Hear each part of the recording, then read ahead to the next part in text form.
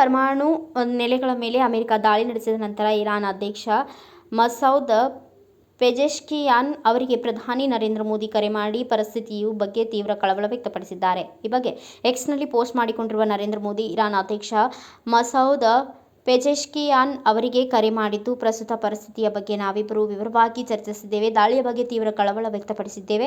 ತಕ್ಷಣವೇ ಉದ್ವಿಗ್ನತೆಯನ್ನು ಕಡಿಮೆ ಮಾಡಲು, ಮಾತುಕತೆ ಮತ್ತು ರಾಜತಾಂತ್ರಿಕತೆಯನ್ನು ಮುಂದುವರಿಸಲು ನಮ್ಮ ಕರೆಯನ್ನು ಪುನರುಚ್ಚರಿಸಿದ್ದೇವೆ ಮತ್ತು ಪ್ರಾದೇಶಿಕ ಶಾಂತಿ, ಭದ್ರತೆ ಮತ್ತು ಸ್ಥಿರತೆಯನ್ನು ಶೀಘ್ರ ಪುನರ್ ಸ್ಥಾಪಿಸಲು ಪ್ರಯತ್ನಿಸಿದ್ದೇವೆ ಎಂದು ತಿಳಿಸುವುದಾಗಿ ಹೇಳಿದ್ದಾರೆ. ಇರಾನ್ನ ಪರಮಾಣು ನೆಲೆಗಳಾದ ಫೋರ್ಡೋ, ನಾಟಾಂಜ್ ಮತ್ತು